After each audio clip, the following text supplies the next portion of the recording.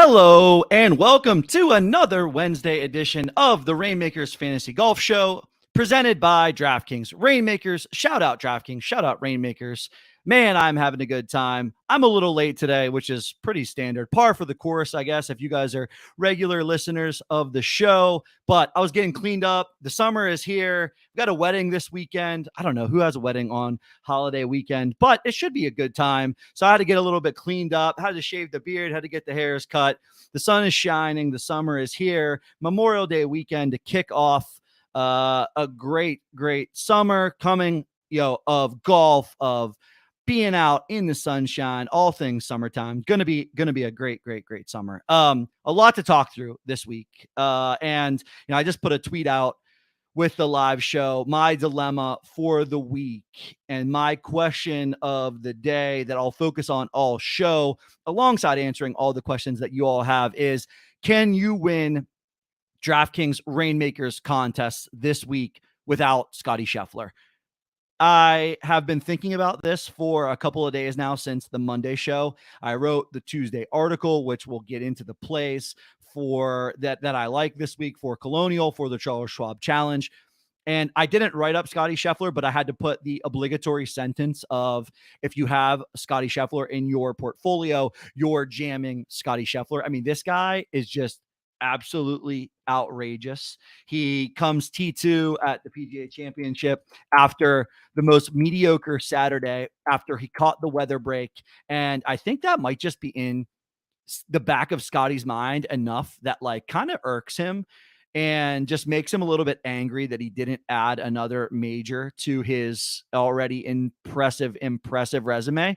And I think it's possible that he just comes out absolutely on fire and runs away with this tournament. So I don't know. I'm talking myself more and more into Scotty Scheffler. He's a Texas native. We're in Texas again.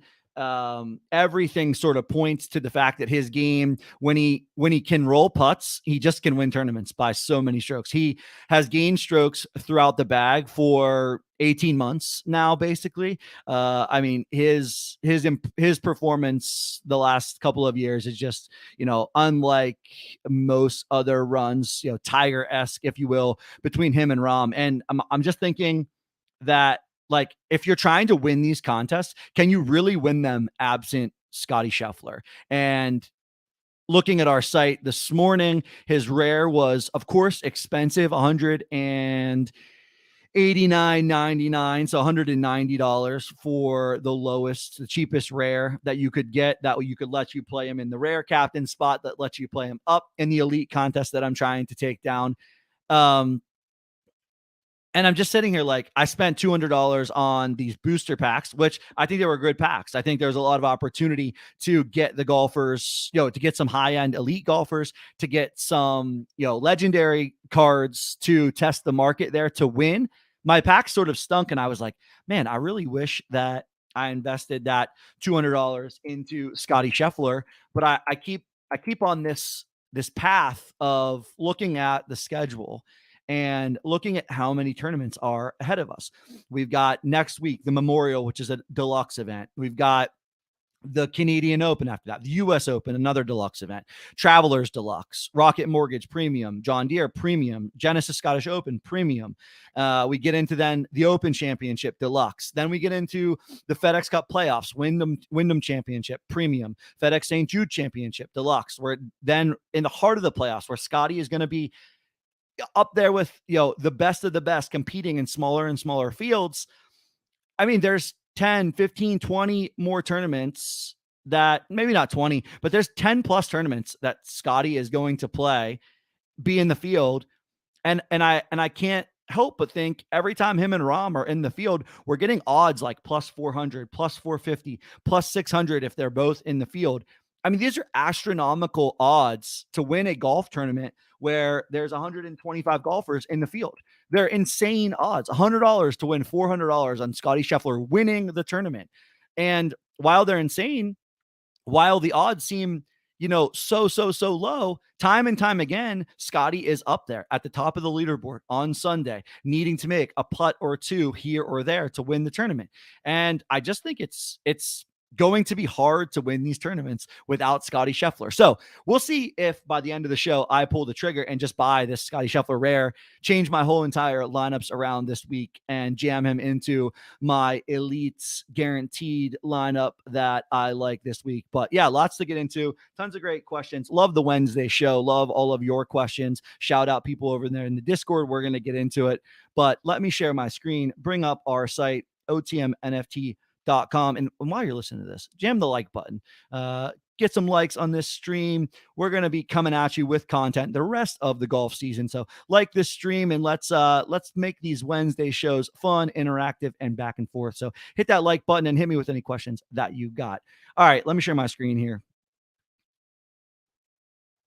Let's get into it. Yeah, I'm on our site, otmnft.com, in the Reignmakers section. All things Reignmakers here. If you've listened to the show, if you've been on the site, you know the tools, but I'm going to quickly run through it for everyone. First and foremost, I was on the schedule, just looking at the rest of the season. I think it's hard to win in Reignmakers, but there's going to be a lot of chances going forward. We've got golf through November 30th here, and there's still a lot of money, prize money up for grabs that you can chip away. You know, I'm one of those people. I'm not in the green. I'm still very much in the red. I've made my investment. I keep adding to it in what I think are smart ways, what I think are upside ceiling type ways.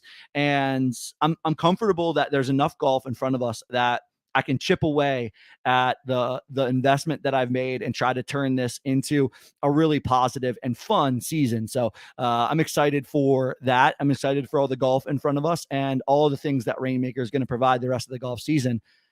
First and foremost, let's get into packs. So if you haven't seen our tools, packs page, this will give you the price of a pack, the low ask on secondary market, and the expected value of the contents that remain in these packs. If you look at the booster pack that was on sale this week, the Approach Booster, $99. They are completely sold out, so none that you can buy from DraftKings anymore. They sold 3,900 of them. They're on secondary. Let's see. Oh, it doesn't look like there's any on secondary right now. So maybe people are just holding unopened, low ask of 0. So right now, none available on secondary, but still 1,600 or 1,164 packs unopened, expected value of 156 in those packs. And this will show you exactly what is left in there. There were 14 Scotty Scheffler legendaries. There are now 7, 12 John Rahms. There are now 6. It'll show you exactly what's there. So go through, take a look at your pack, take a look at the EV. When DraftKings puts packs out for sale, we typically try to get this up as quickly as we can. And then basically all the other tools are aimed at market data and player and odds information. My favorite page in the middle of the week is always this players page. Gives you the player sorted by best odds. You can see top of the board here, Scotty Scheffler plus 400, like we talked about, Tony Finau, Colin Morikawa. Very strong field for the week after a major and a non-elevated event. Very strong field here this week for the Charles Schwab Challenge. Tons of options at the top of the board. The question of the day, again, can you win these contests without Scotty Scheffler at plus 400 odds? But this gives you low ask at core, rare, elite, legendary, and Reignmaker. You can see 189.99 was that card that I was referencing. You click on it, you'll then get the sorted by low ask. You can see there it is. The prize rare at 189.99 can go directly to the DraftKings marketplace to buy it via that link. So I like this site, or this page in the site, to kind of get a lay of the land, take a look at what's available, take a look at what you have in your collection, start to map out your week, and then also start to use this as, where am I making some buys kind of looking forward? Again, on Reignmakers, if you can get ahead by a week or 2 weeks when the fields are just announced or when players are committing to tournaments, I think that's a good way to try to make some purchases that you might want to add to your portfolio, or be looking to offload, be looking for a good week to make a sale or two in the marketplace. So that's what I'm kind of using this players page for.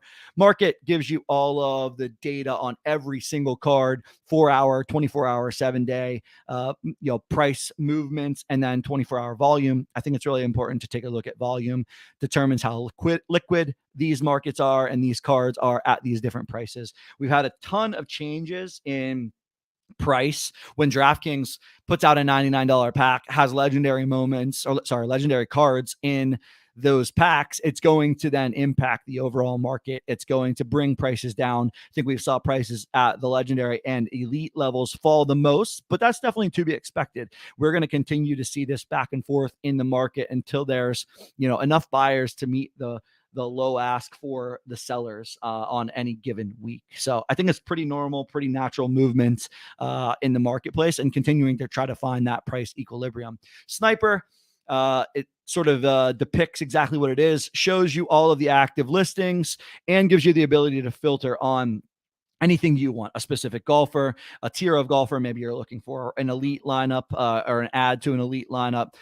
Any group golfers, group 1, group 2 golfer gated contest last week, group 3 and group 4 Genesis gated contest this week. So if you're looking to add one of those, you can come over here, use these filters, go right ahead, take a look at the low ask, hit the buy button if it makes sense for you, and add to your portfolio. And then we get into my two favorite tools. Collection just kind of gives you an overview of what you're looking at. Low ask your portfolio somewhere around the investment that you made, or the investment you made minus the low ask that it currently sits. So nice way to just take a quick snapshot of your portfolio by looking at the low ask there, number of cards at each level, and then the lineup builder. This is where the bread and butter, week in and week out, especially now that DraftKings has added the ability to bulk upload via CSV. You come here, you select a specific, you put your lineup together with whatever flexibility you would like. So if you're putting a lineup together here, it needs to have the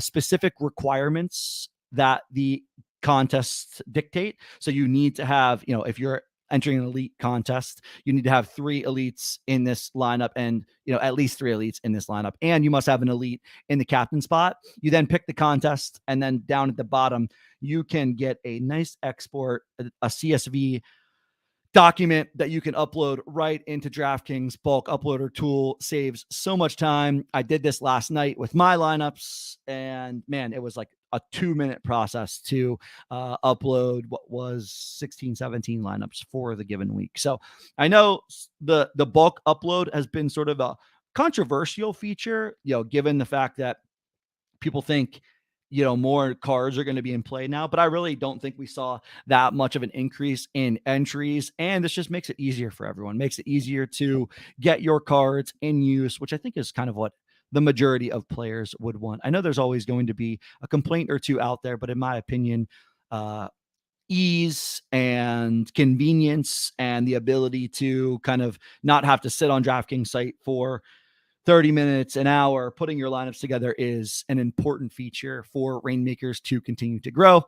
So yeah, this is where I spend the majority of my time on Tuesdays building my teams.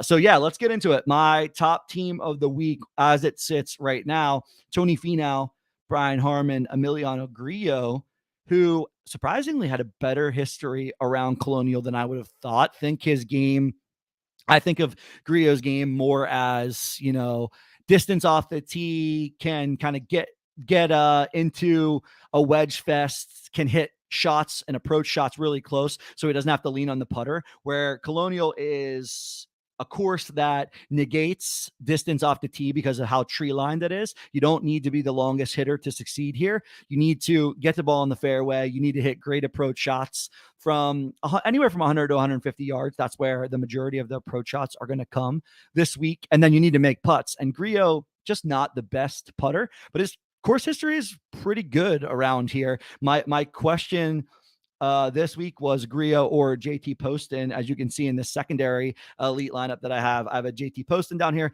I think of Poston as a golfer that has a bit more pedigree than Grillo, but I think for now, and the odds dictate that Grillo a slightly better chance to win the tournament than Poston. I think I was comfortable going Grillo, and then I had Max Homa, Russell Henley. Russell Henley seemingly very slept on for a golfer of his caliber.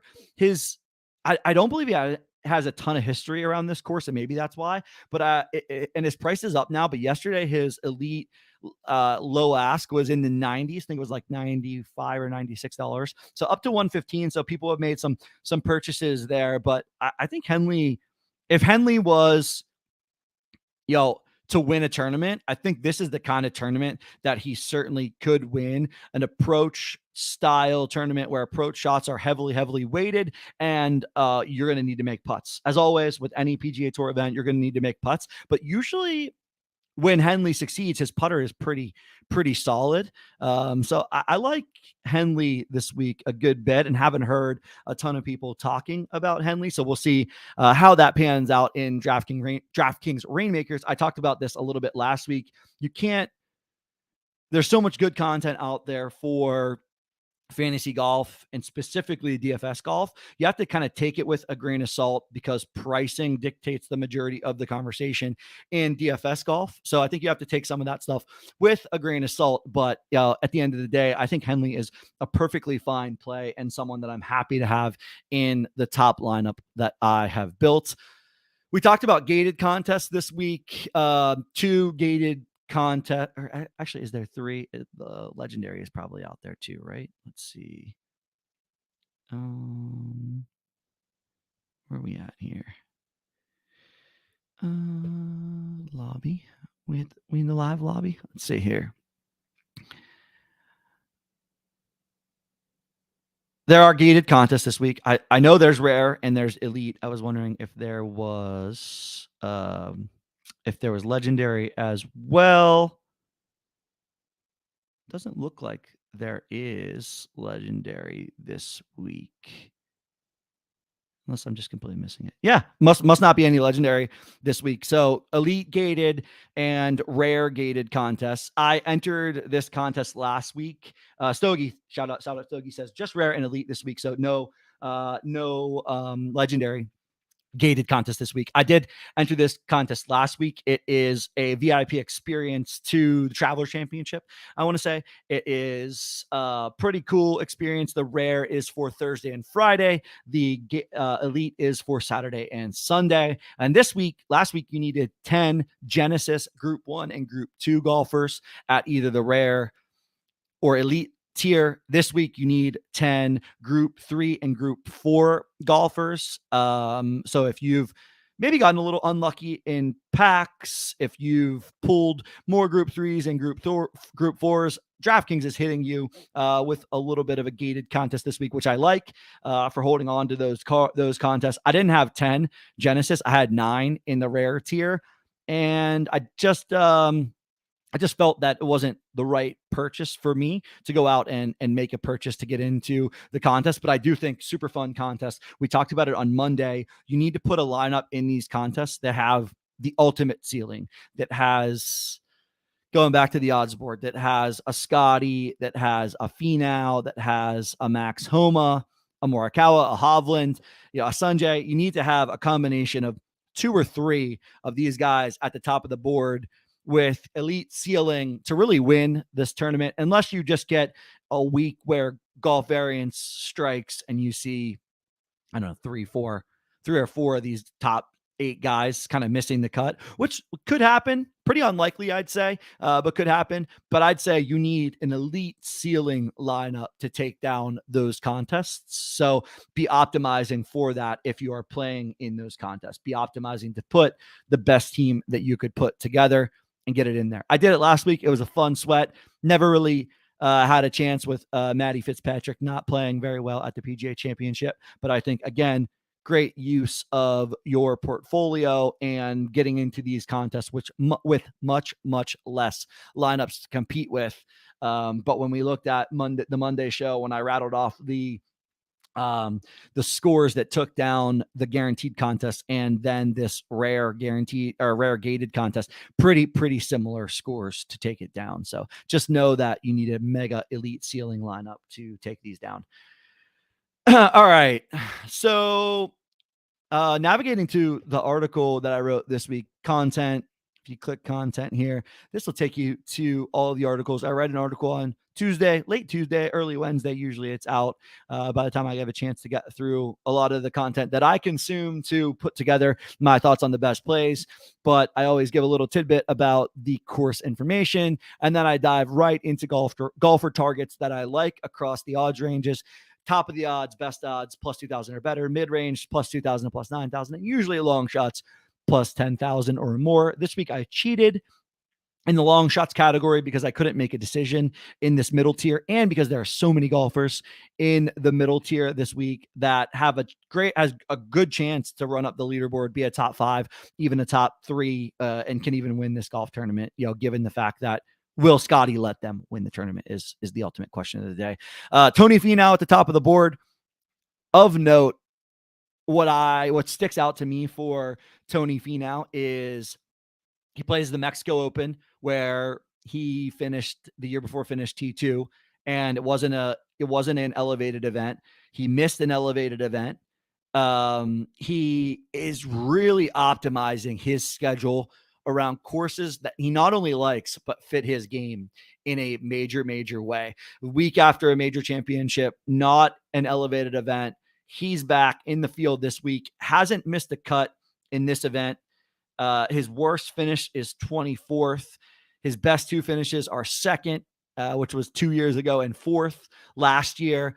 So elite talent, great course history, and just no reason to overthink Tony at the top of the board for me. He absolutely could go out and win this golf tournament. And if things are true, this is maybe a little stronger field of a golf tournament than Tony typically, quote unquote, wins. Everyone says, and we've said it on the show before, can Tony win an elite field tournament? This would be a nice start. This is a really strong field. Can Tony take down the likes of Scotty this year? He's already beat John Rahm at the Mexico Open. So can he take down Scotty Scheffler at the top of the board?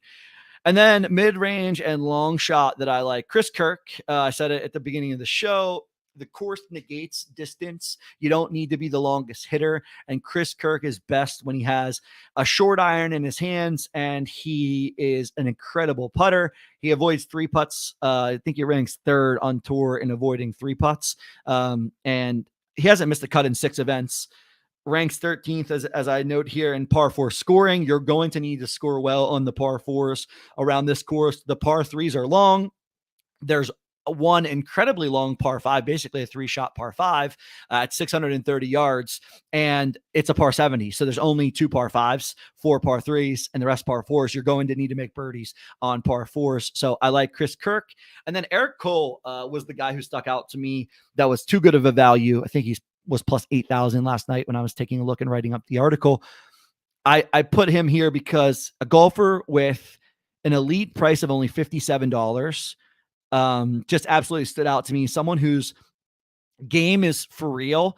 He caught a break, finished second at the Honda, and continues to get into more and more PGA Tour events. And when he gets in, he's playing really well. So think his game grades out really good for Colonial. 35th on tour in putting, 31st in approaches from 100 and 125 yards, which the golfers will have plenty of this week. So I like Eric Cole as a player that could round out a lineup or two, make the cut, and even have some winning upside. We've seen him in the top 5 multiple times this year. We've seen him finish second. So I like his winning upside there. All right. So that's how you find the article. Every week I write this and we'll break down the field in my couple of 3 golfers, my few golfers that I like. And we've been pretty hot. Last week we had Victor. Of course, Brooks Koepka not in Reignmakers. So Victor comes near the top of the board there, tied for second, as good as we could do alongside Scotty. So yeah, I like the way the articles are shaping up the last couple of weeks. All right, let's get back to the players page and let's get into some listener questions this week. First question that we got was, who do you like this week out of Poston, Straka, and Ryder? Let me take a look. I think I'm going to mostly discredit Ryder here. And one thing to note with Ryder is he's getting it done. Sam Ryder, he's getting it done with the putter, and he's been pretty consistent. So I think I like that part of his game, but there's just always more variance in the putter. And I think the golfers, Sepp Straka, who's been playing really good golf, and JT Poston just have a bit of an edge in terms of pedigree on someone like Sam Ryder. So I think it's really between Poston and Straka. And for me, I sort of instantly lean. Sorry, I'm just getting some data up here so I can give a more accurate answer. But for me, Sepp Straka, usually a golfer that I think of as has a long drive, can hit it out there with the best of them, and you just don't need to do that on this course. So let's take a look at what Straka's game has been up to. Poston has been sort of hot and cold on a seesaw, so I definitely think this is a closer decision than what I would normally think. My normal inclination is just instantly JT Poston here. Um, Come on, data.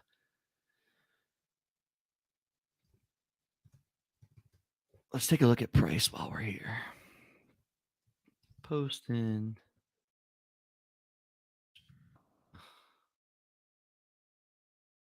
And Ryder should be the lowest price here. Yeah, I mean, $29 for an elite is a solid price. Plus 25,000 though, definitely much higher odds than Straka and Poston. Not as much winning upside in someone like Sam Ryder. Sepp Straka, huh?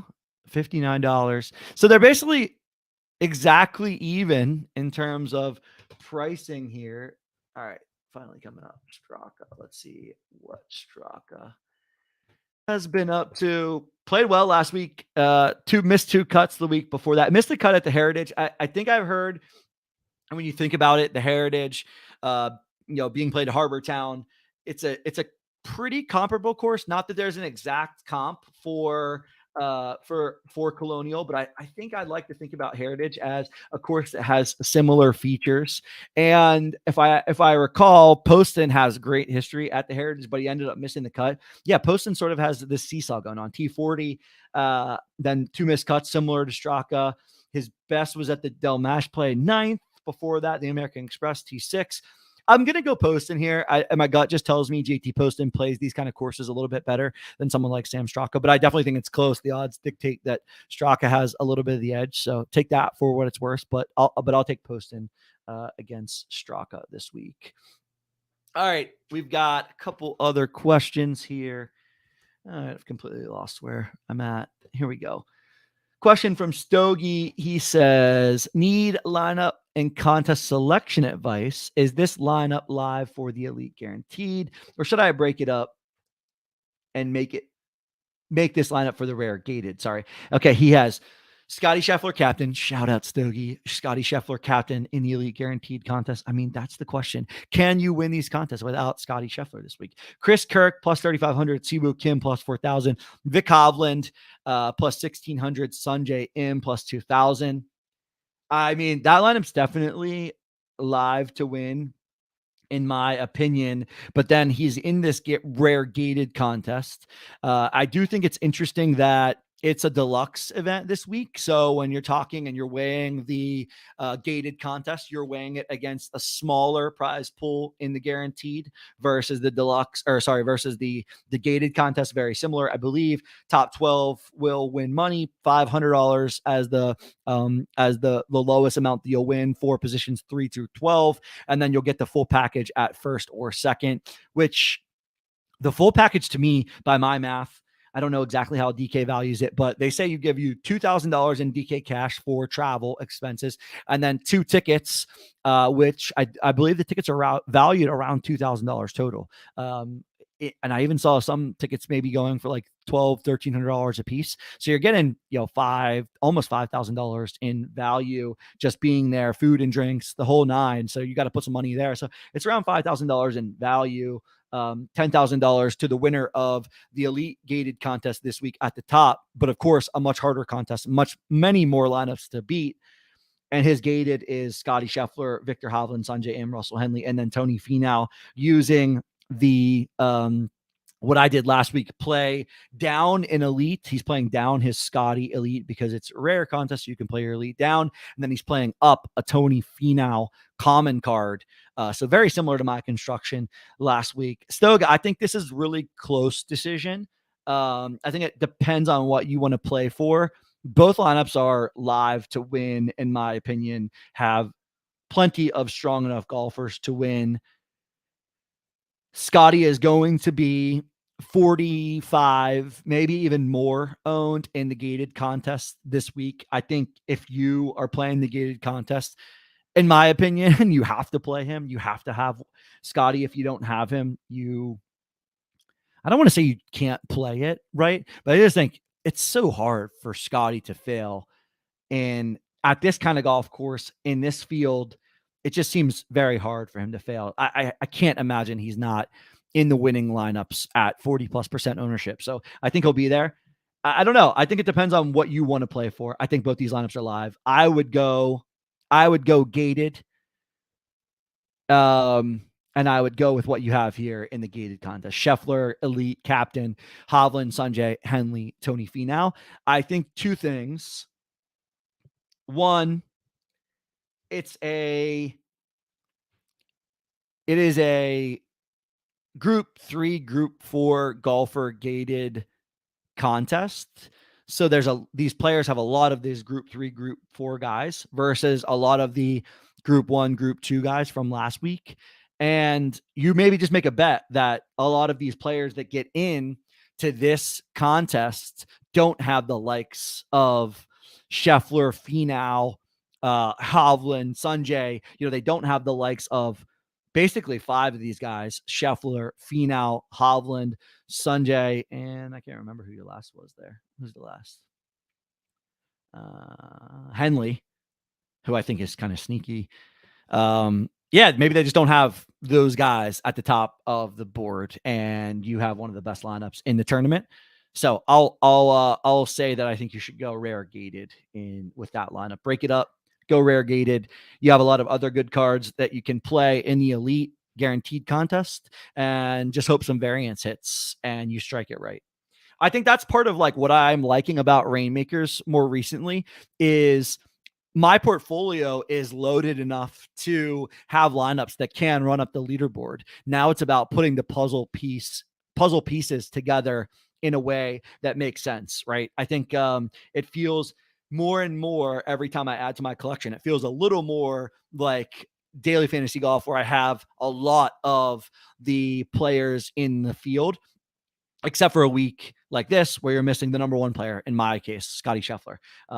So I'm really tempted to go out there and get a Scotty Scheffler. We'll see how the rest of the day goes. Maybe I don't do that. I don't know. I'm not sure, but I just think, the lineup looks so much nicer with Scheffler over Henley, knowing I'm just getting different with Griot and Harman together, who aren't going to, I don't think will garner all that much ownership. Gives me Scheffler, doesn't captain him, but gives me Tony as captain, who, I'm very comfortable, flipping the second best player in the field based on odds. I'm very comfortable flipping him into captain and just betting that, Tony beats out Scheffler. So I don't know. I'm tempted to do it this week, and I'm tempted to just I don't have any Scotty or any Rom in my portfolio.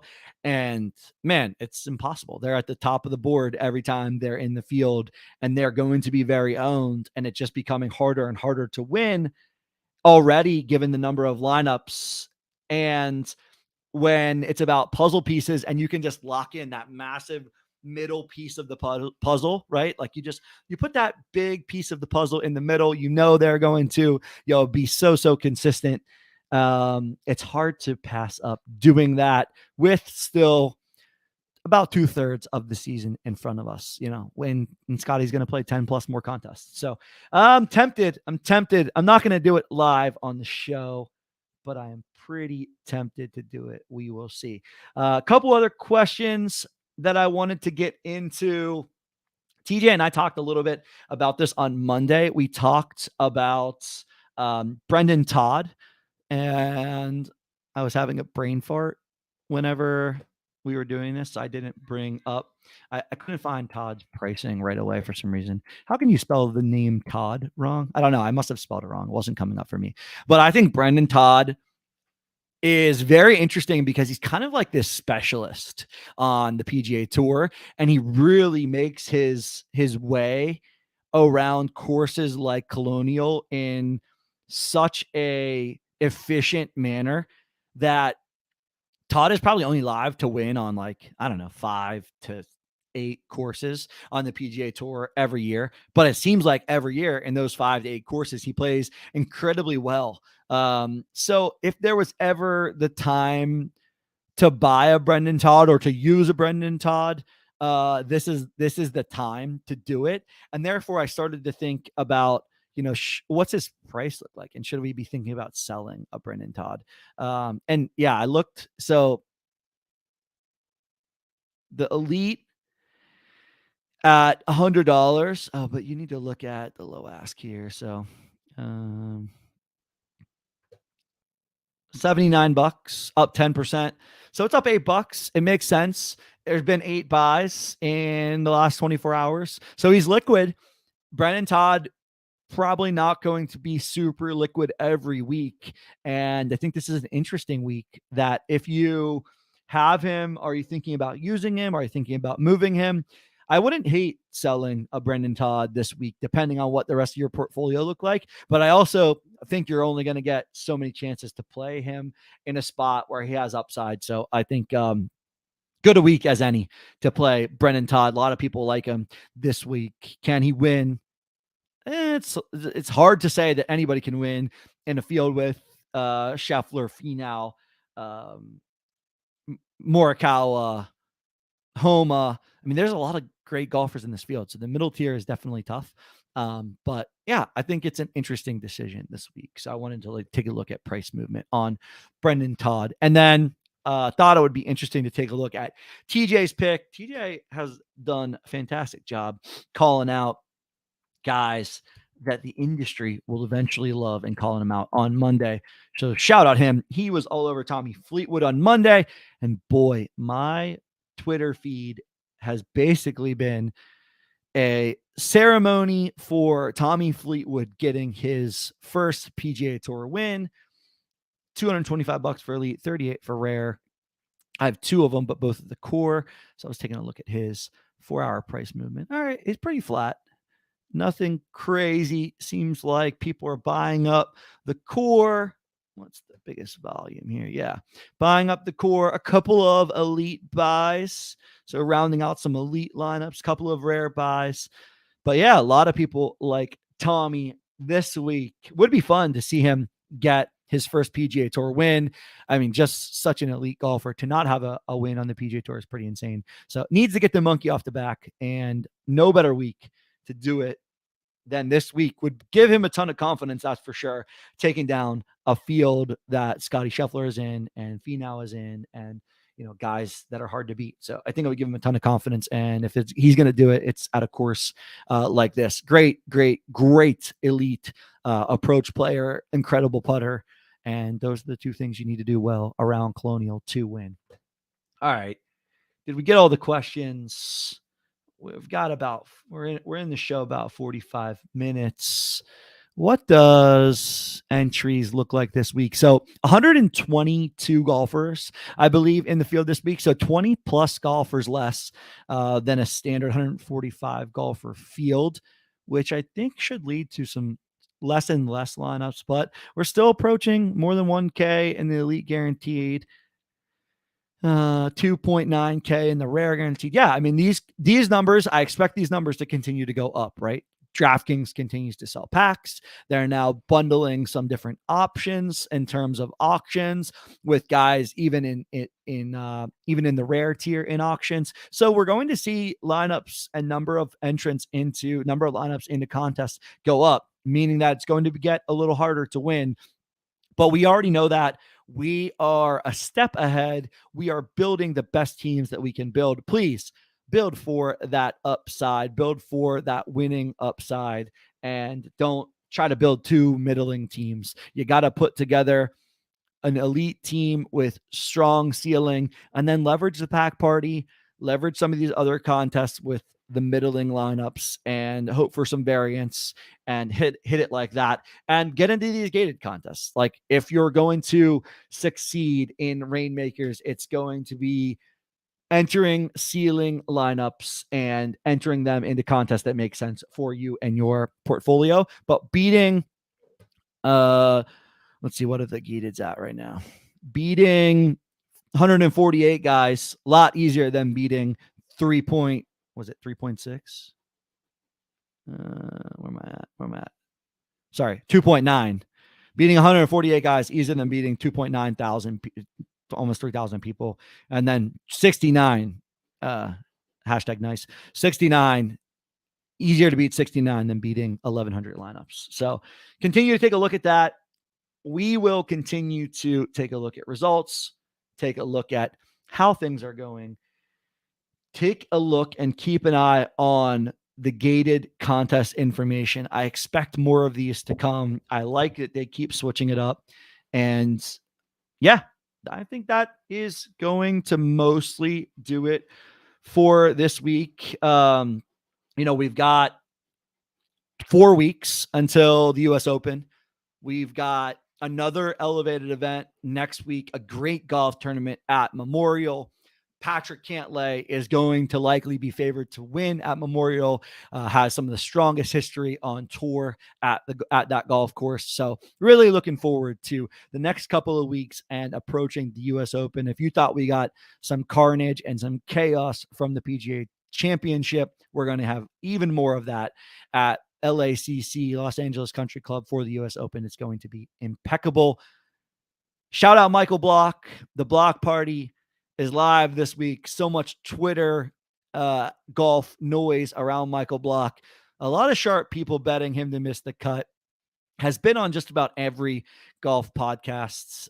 So shout out him. I hope he does well. But yeah, I think it's a pretty sharp bet. Safe to say the sharpest guys are betting Michael Block to miss the cut. But if you're out there looking for some fun, I think you can get a pretty solid number as the days go on and we get closer to tomorrow morning that he might make the cut. So shout out Michael Block and the chaos that he's brought and the eyeballs that he's brought to golf.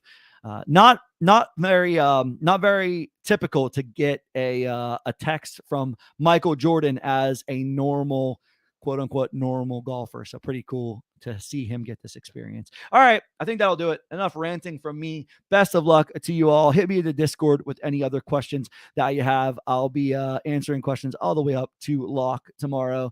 And hope you all crush it in your contest. Hope to see you at the top of the leaderboards. We've been on a streak, man. We've had some solid sweats over the course of the last 3 weeks. So somebody is going to bink one of these core, rare, or elite contests in our Discord. So shout out to you all. Best of luck, and I will talk to you on Monday. Where's the outro music? Boom. See you later.